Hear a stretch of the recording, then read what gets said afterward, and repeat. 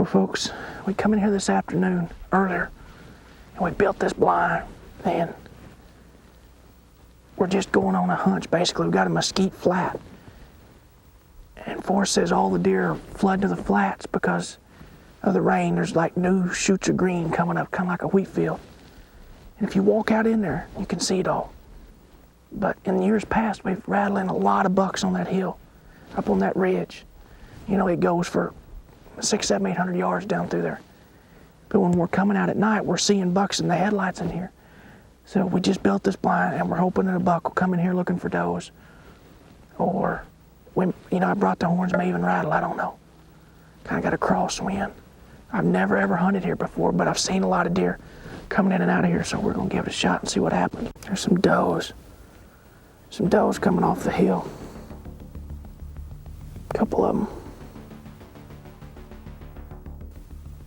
You can see the moon. The moon is up right now, going up.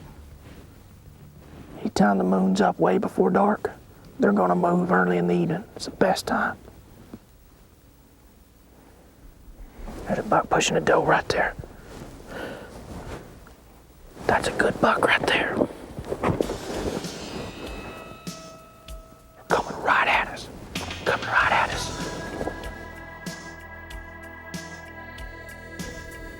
He's gonna follow that doe.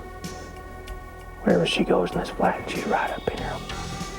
I'm not gonna shoot him. I may regret it later. I ain't gonna shoot him.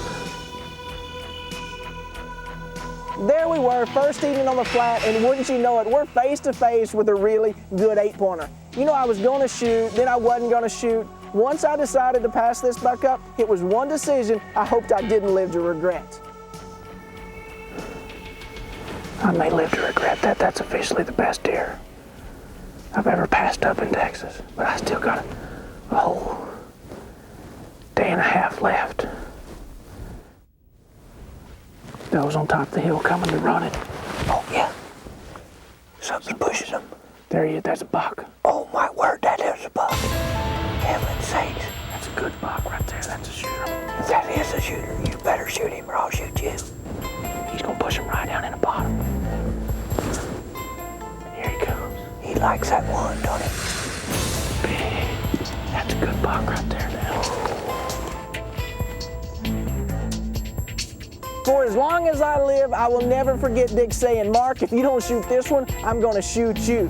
Folks, that thought never crossed my mind. This was a big 8-pointer, and I knew I was about to pull the trigger. He's gonna stay right in behind. He's going in behind the green trees. Tell me when they're gonna touch it off, okay? He's gonna have to get quite a ways to the right. I can't shoot right there for the brush. Yeah. Yeah, wait him out. Take your time. He'll give you a broadside shot, okay? There he comes. Okay. Take your time, Mark. He's behind all that brush. No, take your time. Just breathe easy.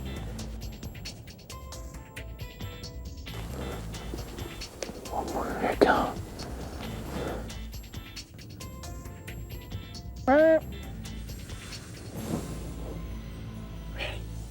Ready? Here we go.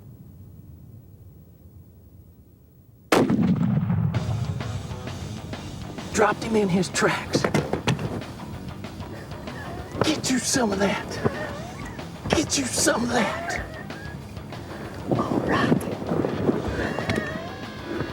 That is one thing. Boom, baby. Give me 5, my friend. All right. I'm telling you right now. Look up there and tell him hello. You did it. That is beautiful. We have been hunting so hard. I am shaking. You got to love it. Got to love it big time. Pass up buck after buck after buck down here, waiting on something like that right there. Well, you said he would come if we waited. Man. There's too many does on this flat. Too many does. All this green, it's just like a wheat field all but down in here. Or a mesquite flat. Hey, all I seen was tines coming down. Man. All I seen. He's almost a spitting image. I passed up a buck close to this last night, over the shoulder. Folks, they've been giving me a hard time ever since last night, they're like, why didn't you shoot him? Why didn't you shoot him? I was like, we still got another day and a half left, and we're on the Ford Ranch. And I said, how big is he tonight? And Dick goes, if you don't shoot him, I'm gonna shoot you. You did. And we smoked him now.